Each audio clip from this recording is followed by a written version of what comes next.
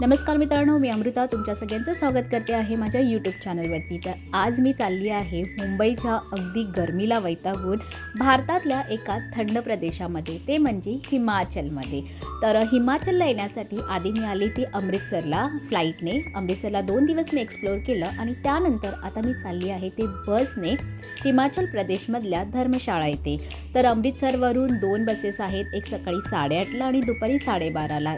वॉल्वोच्या पण बसेस आहेत आणि हिमाचल प्रदेश टुरिझमच्या सुद्धा बसेस आहेत, ज्याची बुकिंग तुम्ही रेड बसवरून करू शकता।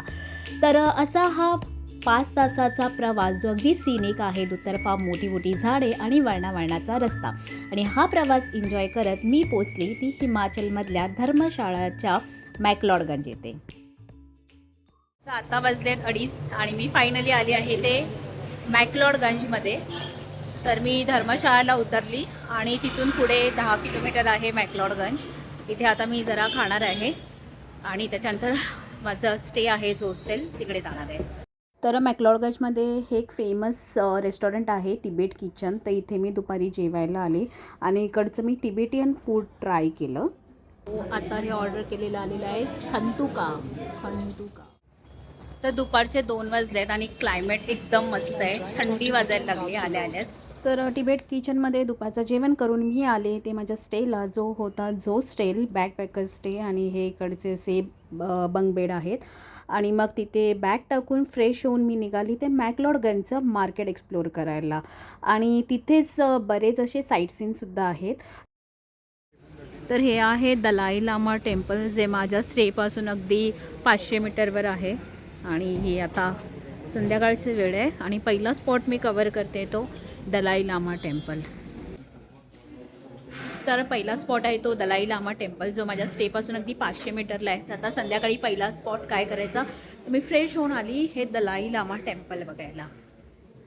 एंटर करता करताच हे त्यांचं स्मारक आहे, मेमोरियल।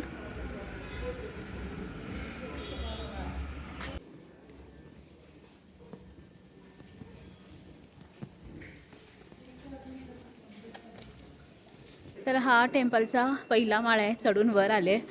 थोडं जरी चढलं ना तरी इथे दम लागतो आहे, कारण आज पहिला डे आहे। ॲक्च्युली पहिल्या दिवशी जर तुम्ही हिमाचलमध्ये येत असाल ना, तुम्हाला ॲक्लिमटाईज होणं खूप गरजेचं आहे। त्यामुळे पहिल्या दिवशी तुम्ही जिथे पण याल तेव्हा जिथे आहात तिथे शांतीत आराम करा, ॲक्लिमटाईज व्हा आणि मगच बाहेर फिरायला जाण्याचा असा दम लागतो। तर माझी हिमाचलची 3री-4थी फेरी आहे, तरीही तसंच होतं आहे। अजून एक फ्लोअरवरती टेम्पल आहे, इथे थोडं जरा आता तुम्हाला मी व्ह्यू दाखवते।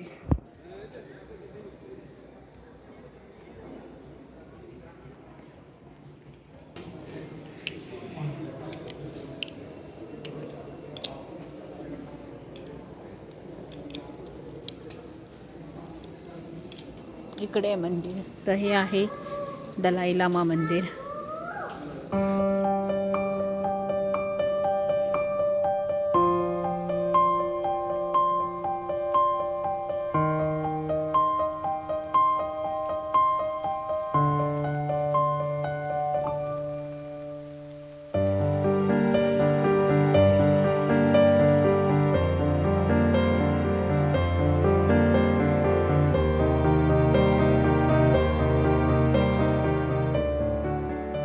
तर इथे हे नमस्कार करत आहेत, तर अशा प्रकारे त्यांचं नमस्कार करण्याची पद्धत आहे।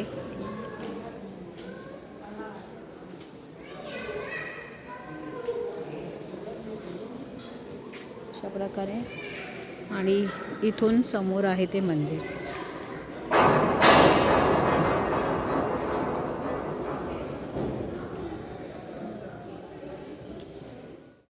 तर या दलाई लामा टेम्पलच्याच बाजूने एक रस्ता जातो, ज्याला कोरा सर्किट म्हणून बोललं जातं। तर तिबेटियन भाषेमध्ये कोराचा अर्थ आहे पवित्र परिक्रमा। तर कोरा सर्किट म्हणजे या दलाई लामा टेम्पलला केलेली ही पवित्र परिक्रमा।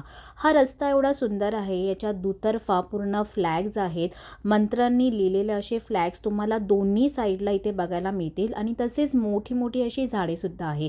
तर इथे बरेच मॉन्ग लोक, तिबेटियन लोक इथे चालतात, चालताना ते प्रेयर करतात, मंत्रोच्चार करतात. त्यामुळे हा वॉक म्हणजे एक फक्त ट्रेक नाही आहे, तर एक तुम्हाला शांततेचा अनुभव भेटतो. इथून जाताना दुतर्फा असलेले हे मंत्र आपल्याला खूप शांती देतात. तर जर तुम्ही इथे दलाई लामाला येत असाल तर हा वॉक तुम्ही नक्की ट्राय करा, कारण इथे चालताना तुम्हाला हे आजूबाजूला असलेले फ्लॅग आणि त्याची झाडं त्यामुळे खूप छान वाटेल. तर आज माझा डे 2 मॅक्लॉडगंजचा आणि मी निघाली ते धर्मकोट आणि बाक्सू वॉटरफॉलला फिरायला. इथून जातो तो धर्मकोटला रस्ता त्या साईडने आणि इथून जातोय तो वॉटरफॉलला, बाक्सुंग वॉटरफॉल.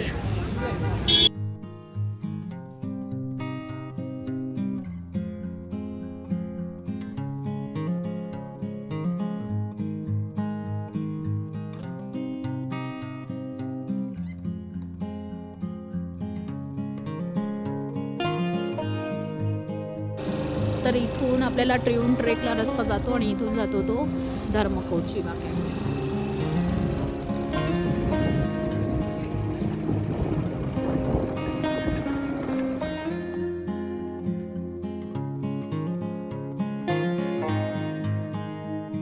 मी आता आली आहे ते बाक्सू मंदिर.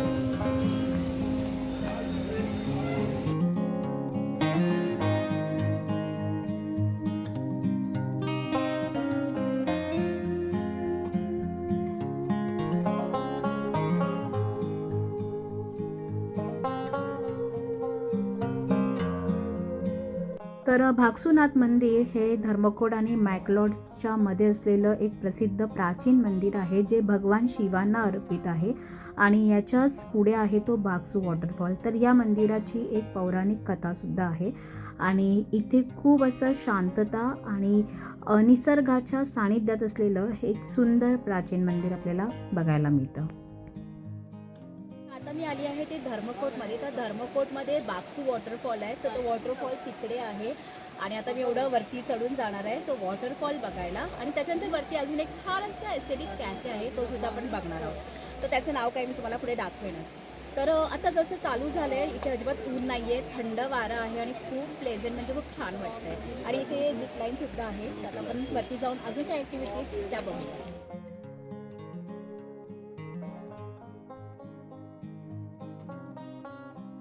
इथून जायला असा रस्ता आहे बाक्सू वॉटरफॉलसाठी आणि हा व्ह्यू एवढा सुंदर आहे. आता वॉटरफॉलच्या जवळ आलेलो आहे. इथे आहे तो वॉटरफॉल, पण अजून बरंच चालायचं आहे.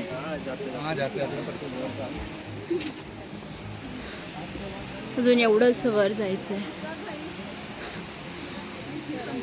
बट व्ह्यू बघा. जो व्ह्यू आहे तो खतरनाक आहे.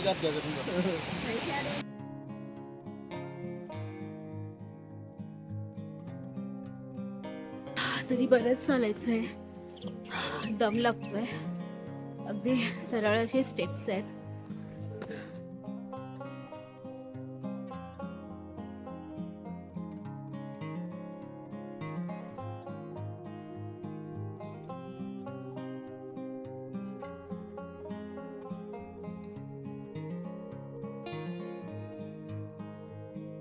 तर 15 ते 20 मिनिटाचा ट्रेक करून मी पोचली या सुंदर अशा बाक्सू वॉटरफॉलला. अगदी मे महिन्याचा सीझन असूनसुद्धा या वॉटरफॉलला बरंच पाणी होतं, पण गर्दी मात्र इथे खूप जास्त होती.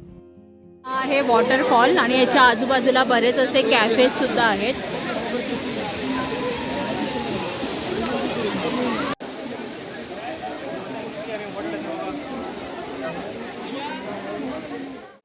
मे महिन्यात आलेली आहे तरी इथे वॉटरफॉलला पाणी आहे आणि क्लायमेट एवढं थंड आहे ना, सूर्य काही दिसतच नाही आहे. चालताना थोडासा दम लागतोय, पण वेदर खूप मस्त आहे. तर आता बाक्सू वॉटरफॉल बघितला आणि आता मी चालली ती शिवा कॅफेला, जो इथून जायचा आहे 150 मीटर वरती आहे. तर या रस्त्यावरून चालताना आम्हाला बरेच ट्रेकर्स दिसले, ज्यांना मी विचारलं तर मला कळलं की याच रस्त्याने ते पुढे चालले ते ट्रिउन ट्रेकला.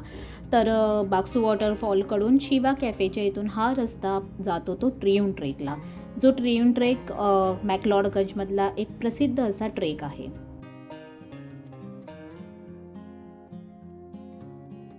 आलो आहोत शिवा कॅफेला. तर हा आहे शिवा कॅफे. आतमध्ये बसायला सुद्धा सेटिंग आहे आणि बाहेर पण आहे.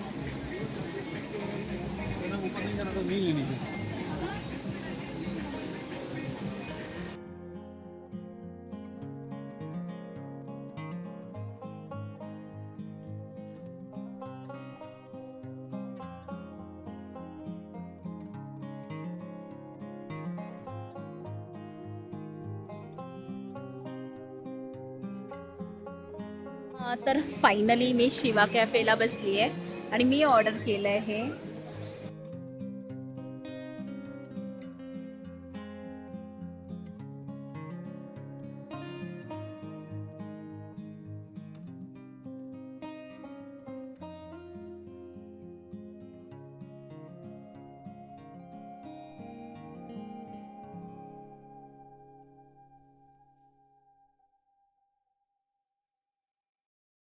मी इथून अशी उतरत आली आहे आणि इथे झिपलाईनसुद्धा आहे. झिपलाईन इथून स्टार्ट होते ते तिथपर्यंत. असं झिपलाईनसुद्धा इथे तुम्ही करू शकता. आणि पुढे तो तिकडे आहे तो वॉटरफॉल. आणि आता आपल्याला इथून खाली जायचं आहे. तर आता मी आले ते धर्मकोटमधलंच अजून एक ट्रेकिंग पॉईंट. ते खूप छान आहे जे आहे ट्रियून ट्रेक. तर आता मी चालले ते गल्लू टेम्पलला. कारण गल्लू टेम्पलच्या इथून पुढे 6 किलोमीटरचा हा ट्रेक आहे. गल्लू टेम्पलच्या इथे गल्लू वॉटरफॉलसुद्धा आहे. दम लागतो आहे कारण इथे चढणं म्हणजे थोडंसं हेच आहे. आणि इकडचा व्ह्यू बघा.